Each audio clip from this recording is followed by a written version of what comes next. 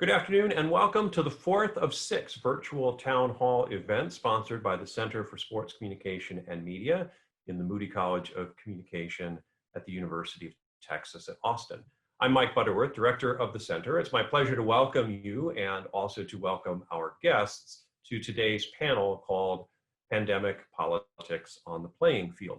Unfortunately, we experienced some technical difficulties with our live broadcast, and the session that we recorded did not make it on the air. And our apologies both to our panelists and also to you who tuned in to watch it live. Fortunately, we did capture the conversation and were able to present it to you here. Now, the reason I'm talking to you after the fact is because the very beginning of the recording, unfortunately, got dropped. And so I want to have the opportunity to introduce our five panelists and set up the conversation, and we'll then resume the presentation from there. So we have five unbelievably bright and talented people on our panel today. The first panelist is Howard Bryant. Howard is a senior writer for ESPN. He's the author of several books, including most recently The Heritage and Full Dissidence. Second is Professor Courtney Cox. Dr. Cox is a professor in ethnic studies at the University of Oregon. She holds 2 degrees from the University of Texas at Austin in journalism and her PhD from USC. She's also worked for ESPN and the Longhorn Network as well as the Los Angeles Sparks. Our third panelist is Dr. Abraham Khan. Professor Khan is in both communication arts and sciences and African American studies at Pennsylvania State University. And he is the author of Curt Flood in the Media, Baseball, Race, and the Demise of the Activist Athlete, as well as the forthcoming book, The Renaissance of the Activist Athlete. Our fourth panelist is Dr. Jennifer Mclaren. Professor Mclaren is in the Department of Radio, Television, and Film here at the University of Texas at Austin. And she is the author of the forthcoming book, Fighting Visibility, which is about gender and politics in UFC and MMA. And our fifth panelist is Dr. Michael Serrazio. Professor Serrazio is at Boston College. He is the author of The Power of Sports, which is about the relationship between sports media and political content. And so we're delighted to have all five of these renowned experts on our panel, and we'll pick up the conversation with the very first question. That question posed to the panelists was to invite them to respond to news that has emerged in recent days and weeks that puts a spotlight on continued concerns about racial injustice and violence, especially at the hands of law enforcement, and the role that sport and athletes might play in responding to those incidents of injustice. And so our first answer and first conversation starts with Howard Bryant. One of the points I was trying to get across in working on The Heritage a couple of years ago was that so often when you have this conversation about sticking to sports and you think about this in terms of whose place it is to speak, who's got the legitimacy to talk about given subjects, on these issues, when we're talking about whether it's Ferguson or the police or whatever, the players, a lot of the players come from these communities, and a lot of those players actually they've got a more authentic experience than the rest of us. They should be doing more talking than we do. So I think that what's been really interesting about this over the past several years has been the real battle between their authenticity and their experience and the perceived effect on business. That's the real sort of battle that's occurring to me. I invite others to after that, don't they? Nobody? Well, you know, I was waiting for the response there. Yeah, I invite others to respond to that for sure. Well, I think that Howard makes a terrific point. In fact, I sometimes encounter a similar kind of resistance when I talk to students about the history, or as I think Howard would say, the heritage of Black athletes engaged in sort of political behavior, engaged in different forms of civic engagement. And, you know, the answer that I give is that, you know, we don't tell like garbage men to stick to garbage. We don't tell business executives to stick to business, right? We don't tell professors to stick to professing, right? The idea that athletes are citizens sometimes is, I think, right, it's almost like hard to remember. And I'm not exactly sure why it seems to be so difficult to remember. And I also think that the point about experience is incredibly well taken. The insights that Black athletes have from their own experiences about issues related to policing or to violence or to socioeconomic injustice. I mean, I couldn't agree more with the idea that they're the ones in many cases who we ought to hear from perhaps the most. I think there's also a, Go ahead, sorry. I think there's also an issue of who listens when athletes speak and the wide range of people that athletes tend to bring together. Because even though, you know, we all know sports is very political, if you look at the demographics of people who are actually watching sports on a regular basis, there's a wide range of politics that are involved in that in terms of the fans and the audiences. And so I think it's really interesting when, you know, something like, you know, most recently with George Floyd occurs, a tragedy of this magnitude unfolds for all of us to witness and to see on our screens. And then when athletes start talking about that, you know, there is pushback from certain corners of sticking to sports and not making sports political. But then there's also another segment where they're able to reach people that may not otherwise listen. I think about, you know, my family in particular and how they don't tend to pay attention to these types of politics. They just kind of shy away from talking about anything that has to do with race. But when athletes who they follow start, you know, paying attention to these issues, they also pay attention to a degree that they wouldn't otherwise do. And I think that brings a lot, you know, it puts a lot of pressure on the athletes, but it also brings a lot of opportunity, I think, for bringing these issues to light in ways that wouldn't otherwise be. Yeah, let me just follow up Jen's great point there in terms of the way in which audiences might be opened up to some of these political avenues that they might not pay attention to much otherwise. I just have a bit of public opinion data and then a question for the panel. The first piece of data is actually that 2 or 3, I guess it was 3 years ago, we did a national survey basically asking Americans whether or not sports and politics should mix. And what we discovered is about 50% of Americans think that politics and sports should not mix.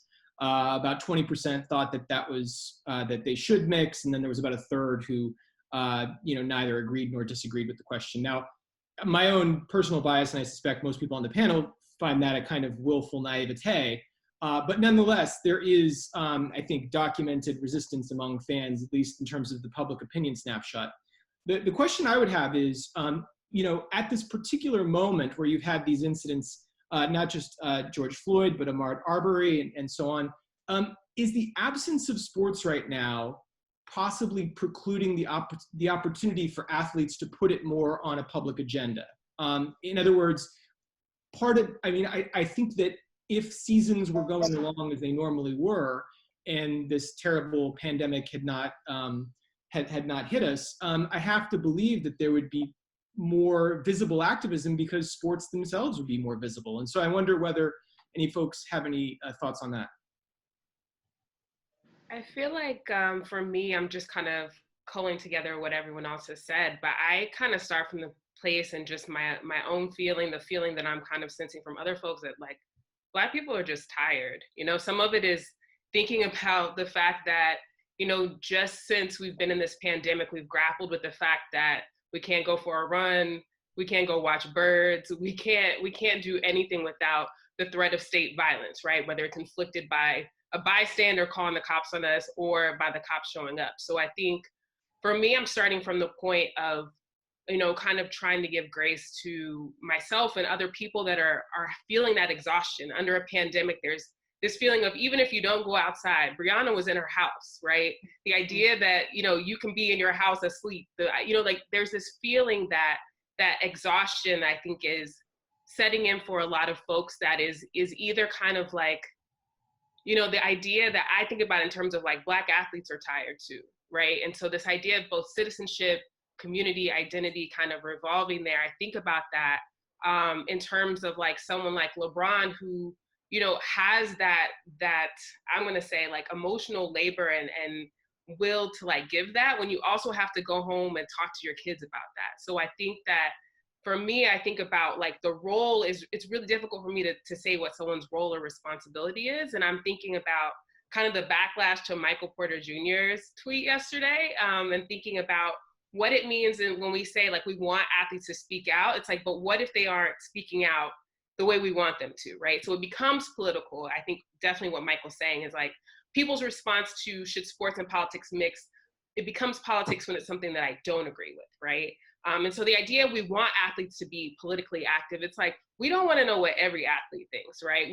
I can guarantee you that we don't want to sit and hear about all the anti-vaxxer tweets that a lot of athletes may feel, right? So it's like, do I really want Kyrie to talk about being a flat earther, right? Like on just a general, taking it way more generically, right? What does it mean when our athletes say things that we don't agree with? And when we do agree with them, what extra weight, emotional labor are we putting on them to be the one to speak out? And I'm using LeBron as an example, but for me, I've really been thinking the past couple of days about Steven Jackson, who knew George Floyd, and thinking about what that additional emotional labor he's been putting on himself to speak out.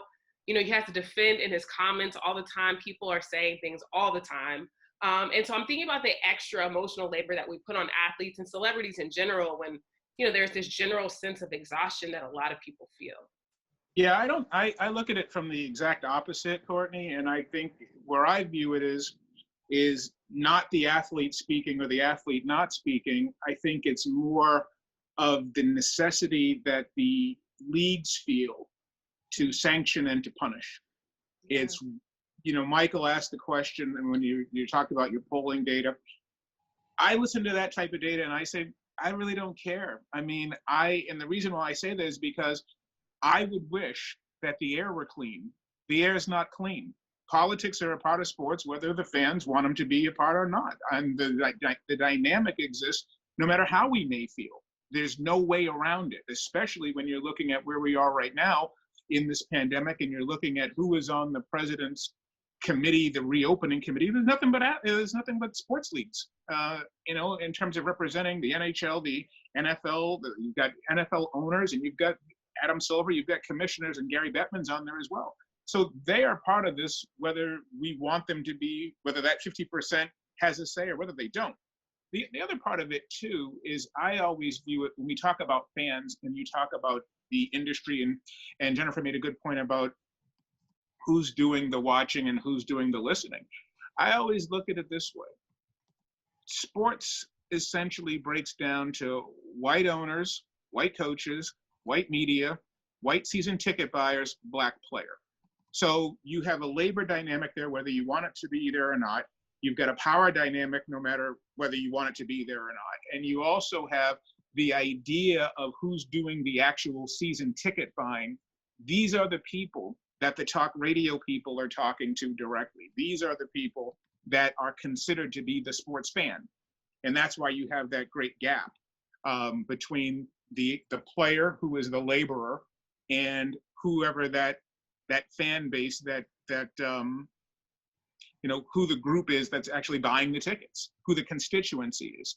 So when you have that, when you have that gap and you have that dynamic, I always look at it as, why is it the necessity, or why have we decided, or why has sports decided that it's the necessity to punish these athletes or to create a dynamic that the sanction is so high for them to speak at all? Like when we talk about Colin Kaepernick, for example, I'm thinking, okay, well, we also have to add one other thing to this, and that is this dynamic of policing and everything else has been embedded into the sports model post 9/11. So there's the dollars behind this and the attitudes behind this are way more important in some ways than the athletes who are actually doing the speaking. It's the what are we protecting right now? That's the key for me. Well, yeah, so I want to actually, I have 2 points to make, and I think that they're kind of interrelated. The first is to kind of address what Courtney said about someone like LeBron James. Of course, LeBron James is in the news He was in the news just in the last couple of days because he, the way he was covered, of course, is that he's speaking out again. And the manner in which he's speaking out is to post a photograph of Colin Kaepernick on Instagram or on Twitter or whatever the other platforms are. What I was really interested in when I saw that was the idea that this is supposed to be an instance of Colin Kaepernick speaking out, but in many ways it reveals sort of as an instance of LeBron James speaking out, but it reveals the enduring importance of what Colin Kaepernick did in 2016, which is that essentially Colin Kaepernick, despite the fact that he incurred the wrath of the owners, was blackballed from the league, right? He also established himself essentially as a trope, right? Colin Kaepernick is now a shorthand that covers a variety of, I think, social, political, and labor dynamics happening in the world of sports. And so the invocation of Colin Kaepernick does a lot of the sort of, I think, social labor that athletes, they can just sort of refer to Colin Kaepernick. But the other thing is that, Howard, I think that you're exactly right about, identifying the sort of the structure of ownership and the way that the structure of ownership relates to who does the labor in sports. But it also reveals, I think, in many ways, the extent to which the whole model of speaking out and using speaking out as a substitute for the notion of activism is really sort of insufficient. I mean, I think the question of whether or not the pandemic, I think the question of whether or not the pandemic leads to a sort of kind of de facto deplatforming for otherwise outspoken athletes, I think that's an interesting one, but it also reveals sort of how insignificant the platform tends to really be, right? The platform speaking out doesn't keep a knee off of George Floyd's neck, right? Speaking out doesn't stop the cops from shooting. And so to the extent that athletes are imagined as activists, I think that we need to, stretch our resources, stretch our intellectual resources, stretch our imagination a bit, and to look for ways in which activism can be conceived as something besides just speaking, something besides Instagram posts or Facebook posts. I think that when you think about the structure of ownership and labor, it's actually in labor where athletes hold the cards. The fact that they're the workers, and we're seeing that actually, I think, now in the way that Major League Baseball players are refusing to take a pay cut to play, right? And we get the millionaires versus billionaires argument, right? People tend to roll their eyes when they see baseball players refusing to take a pay cut. But the truth is that Major League Baseball has the strongest union, not just in sports, but potentially in America, right? And to find ways to maybe encourage fan identification with athlete unions, right? Yeah, I was going to say one last other thing is, that Courtney makes the great point as well about the fatigue and the grieving and the things that are taking place here as well. There's also a great deal of fatigue in this. I always refer to it as begging for our humanity, is that there's a constant sort of thing here where you see LeBron's post and you see the Kaepernick, I think Colin sent out a message on social already today talking about revolt, about it's time to actually to do something physical. And I see that manifest in another way, which is the NFL should be ashamed of itself. I mean, that you're really looking at the business model of who they're protecting. And part of that labor balance is the reinforcement of power, right? And so you're using the NFL or whatever sports league is using him sort of as this example of saying we still hold the cards. And so to Michael's point, I tend to disagree a little bit about if there were sports still going on, what would be happening?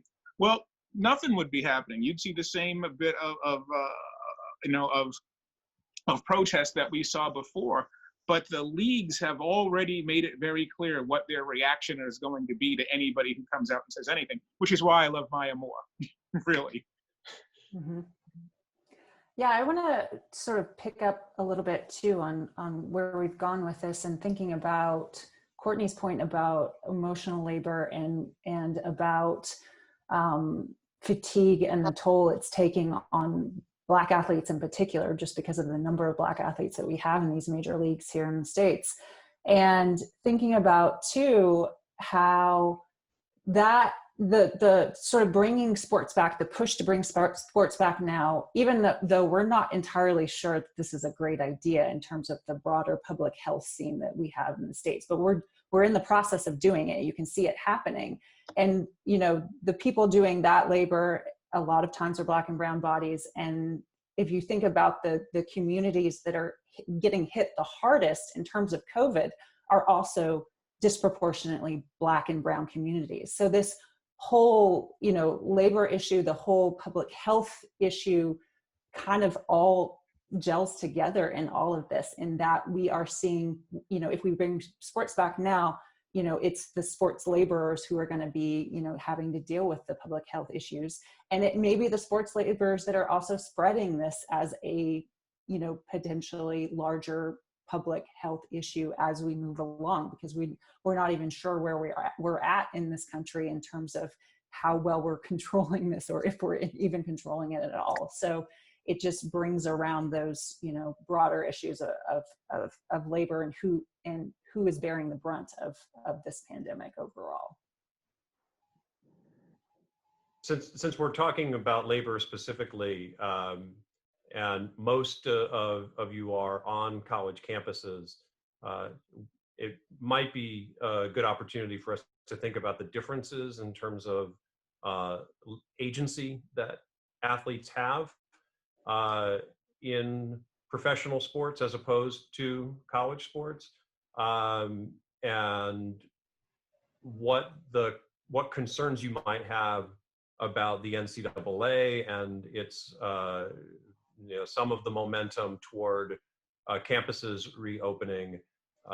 There's so much ambiguity, obviously, in what's happening at the moment. But how do we make sense of the labor conditions for athletes who are constrained by their scholarship status and their purported amateur status? Yeah, I think, you know, going back to this idea of unionization, right, and the power of that. So there's the interesting dynamic. Dave Zirin and other people have definitely talked about the fact that this call with Trump, with all these commissioners, didn't have players' associations on them, right? So it's a very clear distinction of who is making these decisions, who it's for, and who it benefits. And so I think about the ways in which, you know, I'm going to say the NBA and Major League Baseball have these unions that can go to the table and say, well, these are the things we need to think about. If we're going to be in Orlando, this is the stuff we have to be thinking about. And so I think about, you know, all of these things I've been hearing from Big 12 commissioner, Pac-12 commissioner, hearing from the NCAA, and I was like looking to try to find out where there is an athlete's voice, a college athlete's voice, because they don't have a union to advocate for them on their behalf. And they're so spread out across so many divisions and have so many different issues. And the only, you know, one of the things this week in the New York Times, there was this piece where a football player said, you know, the pros are negotiating, working with ownership. We aren't even at the table. And so as they're thinking about the precarity of their labor, in the NCAA, the very short window they have, there's both this desire to play, right? This is where you came to do this, what you really love to do, as well as like, we're not hearing anything about who's going to be wiping down the weight station when I go to lift at 6 a.m. This idea that everyone has these generic health and safety protocols. I've heard that term across so many leagues, but no one has laid out what those health and safety protocols are. And if you've played a sport at all, even if it's like a beer softball league, everyone swaps everything. It's like, can I throw me that towel, that water bottle? Like just the sheer cultural formation of sport. Some of the things we love so much about sport actually don't make sense. Like I just high-fiving, you know, like let's just talk about it. So some of it is like all these health and safety protocols. When we think about things like sport, no matter what they tell us will make athletes safe, they still are really traveling across the country and the world. They are interacting with each other, with officials, with coaches, with trainers, in a way that is not like most jobs. And they also live in dorms.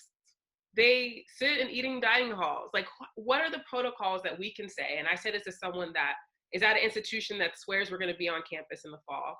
I'm concerned about the general student body population, but even more so about these highly mobile, highly visible, always sweating, like the body fluids. I just think about them and think about that, especially with contact sports and what that means in terms of a locker room, you know, like who is maintaining the standard when we have these standards we can't even do on a country level in terms of testing, following where these kind of cases are happening and who's been in contact with those that have been compromised in that way. So I'm just really fearful really about the way that I've seen commissioners talk about what will happen to athletes, reporting back. It's crazy. This is my Longhorn mind speaking. It's crazy that Lincoln Riley is like representing the voice of reason, of being like, June 1st feels too soon.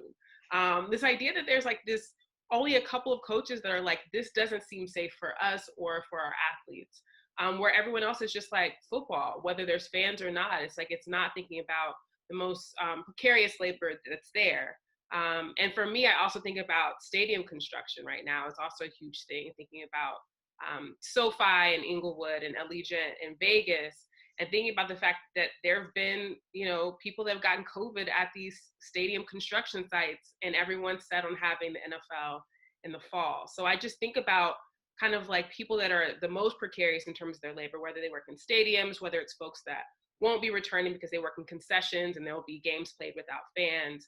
And then I think about the NCAA and thinking about how it gets really, really sticky and really difficult to think about who is fighting on their behalf. Yeah, if you're telling the truth, if you're really telling the truth about things, sport should be discussed last. Mhm. It shouldn't be discussed first, because of all those things you talked about. And you're talking about the buffet tables, and I was talking to Dusty Baker, the manager of the Astros, the other day, and I was like, Dusty, you guys are so physical without even knowing that you're being physical. You know, you guys all spit tobacco 6 inches from each other. I mean, you're chewing gum, you're in the shower. Everybody, it's sports. How, you know, now baseball is one of the few sports where you don't have that many clusters. How many times do you actually have a cluster in baseball? Not many. You've got the batter, the catcher, and the umpire. Then you've got a guy on first, and you've got the first baseman. I mean, there are certain areas where you don't have that many people close to each other in baseball. But every other sport, football, you got 22 guys smashing into each other every 60 seconds. And so there's that. But I think the other part of that too is when you were talking about advocacy, is that you don't have any players at the table, never mind their representatives. You don't have any of this. And I think that from, you know, I'm the only non-academic on this panel. You guys know better than everybody that the universities are actually the toughest ones so far in terms of their schedules. And over here, I know Boston University, my friends over there at BU are like, we're not even thinking about September. So when you really begin to talk about amateurism, how do you maintain amateurism if you want players on a campus where there are no students? What does that really say about who they are? And I believe that one of the most important battles taking place that nobody wants to frame as an important battle taking place, the NCAA knows they can't put athletes on campus without students, because that makes them professionals. And if that makes them professionals, then it's game over for them. But that's it, right, Howard? I mean, so your question is, how do you maintain amateurism? And I think maybe the answer is that you don't, right? And I'm not trying to say that COVID is going to be, right, is going to end the amateurism model, is going to destroy the NCAA or anything like that. But I think, right, it could, but I mean, I think, right. Right. But, you know, I think back to sort of, at least in my mind, sort of the original moment where the amateurism model began to truly crumble, at least in the public imagination, was Taylor Branch's work back in the Atlantic back in 2011, right, when he called it a legal confection and a hoax and a farce and all that, right? And then he brought all his receipts and he did all his history. And I think that steadily since then, we've seen a pretty slowly sort of occurring death of the NCAA and the amateurism model. And if it comes down to the fact that schools are going to have to make a decision about putting athletes on the field while students aren't on campus, that's going to be, right, that's going to be such a red flag, right? That's going to be such a blinking red light, right? Well, that, Mike, I mean, they probably can't do it, right? I mean, they probably know that they can't do it, right? But the reason that they know they can't do it is because essentially at this point, they're clinging on to amateurism with claws, right? I mean, there just isn't anything, there isn't much left for amateurism. I don't know if COVID is actually going to kill it, but it's certainly, right, it's another chink in the armor, that's for sure. Well, you had things, right? You had Taylor's work on top of Ed O'Bannon and on top of something else. And to me, it actually goes even further back. It goes 25 years back before that, and that's when coaches were getting sneaker deals and forcing their players to wear their sneakers. Where if you played for Duke, you had to wear the sneaker that Mike Krzyzewski was making money off of. And I think you take that and add all of those things together, and then add to the fact now that these college football coaches are making the kind of money that when Dabo Swinney got that $93 million, I think that was the equivalent of Barry Bonds hitting 73 home runs, and you're like, okay, everybody's on drugs, right? This is too much. So there's no question that at some point, I don't know what it's going to be. We may look at this 4 or 5 years from now, or 18 months from now, depending on how fast the world moves, that COVID did, that it was one of the things that sort of pushed this thing over the edge. I just don't see, especially coming off of Mike Gundy's comments a few weeks ago, where if your college campus is shut down and your dorms are shut down and everything is shut down, how can you be a student if you're out there working? I mean, how do you do that?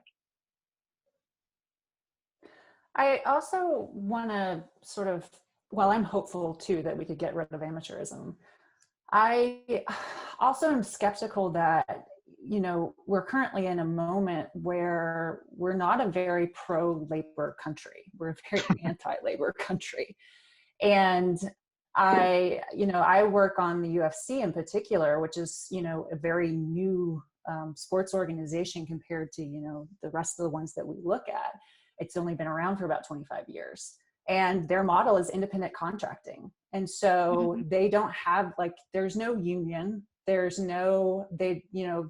fighters don't have insurance beyond, the fight itself. So they don't have insurance when they're training. They don't have any say, had no say in terms of, coming back during COVID. And we've been talking about how, sports aren't back yet. We're waiting for sports to come back. Well, the UFC came back on May 9th. So they're doing it, and they went full force into this. And they went full force into this because they could, because, part of their whole logic was, nobody else is doing sports. So, we have fighters that are, need to eat and are willing to fight. And so we're going to bring them and we're going to put this show on. And they pulled out all the stops to do this. And they had some pretty interesting sort of political maneuvering that they had to do with the states in order to make this happen. They talked about having a fight island where they could completely run and control everything themselves. They're still in the process of looking into that. And so, I think that even if, amateurism as we know it goes away, we're not really primed right now in a broader, labor scene in a, late capitalistic era to set up college athletes to be able to have more rights. I mean, I think maybe we might, get rid of amateurism in some form or fashion, but what is it going to be replaced with? And I'm pretty skeptical that if there aren't already established unions, like the ones you see the strong unions that have 50-50 revenue split like the MLB, I'm a little bit dubious that it's actually going to produce something that could be more productive or equitable. But that's my skepticism. So on that note, sort of balancing optimism and skepticism, I hate to say that I have to point out that we've already exhausted the time that we set out for this conversation. And very predictably, there's so much here for us to dig into. So as we try to wrap ourselves up, let me invite each of you to maybe offer our audience one observation that we didn't get a chance to get to, one point of concern, or moving forward, what should we be paying attention to in the political realm here, connected to sports, that we haven't had a chance to talk about already? One thing I wanted to kind of ask Michael about is thinking about this relationship, like larger sports media nexus, which also ties in with Howard, obviously, and thinking about The way that these things are covered, when the UFC reopens, of course, ESPN's hyping it up. It's going to be on ESPN Plus, right? When we think about the NBA being at Disney World, conveniently as Disney World reopens at Wide World of Sport. So thinking about the ways in which there's this already intertwined relationship when we think about TV contracts and the need to get sports back on TV, we understand those media relationships. So I'm interested in these very visible, tangible ways that the media is very much fueling this comeback story in a way that isn't acknowledging it. It becomes a health and safety protocol as this one line versus actually delving into the lack of health and safety protocols. So that's one of the things I'm interested in and thinking about further is the media's role in the politicization or lack thereof of sports coming back. Yeah, I'll jump in. I mean, I think that's a terrific question, and I think so much of the things that were said by various folks today have been really interesting. The one thing I would just mention that that I had not noticed until Mike you mentioned it on email is the designation of athletes as essential workers by the Secretary of DHS. I had not caught that until you sent an email, and I think I think that's bizarre. Just to put it plainly. I think that there's a way in which sports will obviously help us theoretically return to normalcy. And there's a way in which the games being played again theoretically are a means of assuaging the tremendous trauma that we're feeling.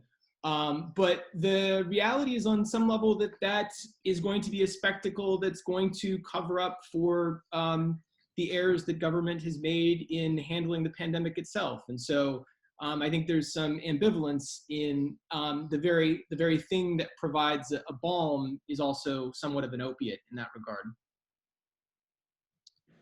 Well, I guess the one thing that I want to think about, and it's just really, it's sort of a hypothesis or a proposition, and I'm wondering, to what extent other folks have thought about this. I mean, I think that one of the things that that really marks the, what I want to call the renaissance of the activist athlete in the last decade or so is a kind of model of collective action, whether we can see that model of collective action in the Heat organizing to pose in hoodies after the killing of Trayvon Martin, whether it's the Missouri football team going on strike to get their university president fired, whether it's the mobilization that happened around Colin Kaepernick and even a year after Colin Kaepernick first took a knee.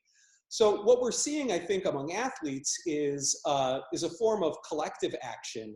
But one of the things that the pandemic has done is change our perception of what political action looks like. I mean, collective action right now means everybody stay at home alone, not get together. And this idea, the question of sort of de facto deplatforming is interesting. I think it highlights a number of things, but one of the things that it highlights is the idea that, under these conditions, what does it mean to like do civic engagement? I mean, we can organize Zoom meetings, I guess. We can attend faculty meetings by Zoom or whatever else, right? But essentially collective action right now under the sort of COVID regime means everybody be alone. And what that does, I think that cuts against the model of athletic activism as it's been established over the last decade or so in far more profound ways than, let's say, just sort of corporate logics can, right? I mean, we're being asked to essentially, be quiet, stay home, watch Netflix. And that's not how, right, athletic activism has been modeled, at least for the last 10 years or so. So that's one of the things that I've been trying to wrap my head around for the last couple of months. One thing I've been thinking about is sports journalists and how many are freelancers and, how many are going to have to make decisions about how they're putting their health and safety on the line in order to, continue their careers. I think this becomes particularly compounded in certain sports. I think about, of course, in MMA, that's a very sort of niche group of sports journalists in terms of MMA. And, a lot of them are just, working story by story, and they had to sign waivers with the UFC that they, wouldn't critique the UFC's COVID protocols, that they wouldn't, sue the UFC if something happened to them or their families. I think the same thing is happening in other types of leagues, particularly with women's sports. NWSL is just announced that they're going to put out a tournament starting at the end of June. And, the people who are working journalists that are covering the NWSL are going to have to make decisions about, what their own safety protocols are going to be. And, who's really going to pay attention to that? Like, we're concerned about the players and we're concerned about certain staff and certain people, but sports journalists are ones that, especially the freelancers, because they don't have that safety net of a broader organization that it's, putting out protocols and doing things to ensure their safety. Yeah, I think that all of these points are outstanding, excellent, vital, and we obviously could use way more time. I think about it in a couple of ways. I think that everybody, I think Michael, Courtney, probably you've all brought up the same point about journalism and rights holders. It's very difficult if you're the Walt Disney Company. What is your core business? I'm going to get fired saying this, of course, right? What is your core business? Your core business is people being together. Theme parks, cruises, movies, sports. So there is no question pressure to keep it moving and to let's get on with it, right? Let's get back on with this. Also, that being the case, when you're talking about journalism, you're also talking about the opportunity to be independent. Well, these guys are all rights holders. So there's a collective here where there's a lot of journalism to be done right now. Where are you seeing that coverage? If anything, there should be more journalism being done right now, because the Bob Crafts of the world, Gary Bettmans and all of the other, they're in the room with the president. They're the ones doing a lot of this reopening discussion. I think the other part of it, to Abe's point, that I really am paying attention to, Michael, is the idea of the opportunity to be anti-labor, that there's a great opportunity here to tell these players to shut up and play. There's a great opportunity there for all this gain about them using their voices to use the pandemic in a lot of ways to say, well, listen, because you have more, you should lose more, because you can afford to lose more, when that's actually extremely counterintuitive in a lot of ways. So just because I make money means I shouldn't have any. I mean, there's a great opportunity here for the leagues to shut these players down. And you are seeing it in baseball already, that, okay, you guys, if you make $30 million a year, you should be happy that we're taking $28 million from you. That should be cool with you because you still have 7 left, right? So I was like, that's a pretty good model, as long as it's not my 35 million, right? So it's going to be it's a really interesting thing to see how quickly the public, and you're already seeing it being framed this way, that the public is saying, oh, these guys are being a bunch of babies. So because they have so much. And yet when you talk about sharing the pain, they're also very reluctant to share the profits. And so I'm going to be watching over the next several months to see exactly what Jennifer said, what this does to journalism, but also going to be paying attention as well to see what this does to the player voice, because the player voice is already being smothered every time they say something important anyway. And so now that this is a labor issue as well, what's going to happen over the next several months when we expect them to be our guinea pigs for our entertainment because they have a lot of money. Mm-hmm. There's obviously so much more that we could discuss, and in each of your final comments, as well as all of the comments throughout the conversation, it's so evident how what we think of as politics in the formal sense are implicated with broader sociological and cultural and economic conditions and concerns. And I can't thank you all enough for your insights and your ability to integrate those ideas and have us all think about the stakes of the political playing field at the moment. So on behalf of the Center for Sports Communication and Media, my sincere thanks to Howard Bryant, Courtney Cox, Abe Kahn, Jennifer Mclaren, and Michael Serrazio. Thank you all so much for joining us, and be sure to see us next time for the next virtual town hall. Thanks, everybody. Thank you. Thank you all. Thank you.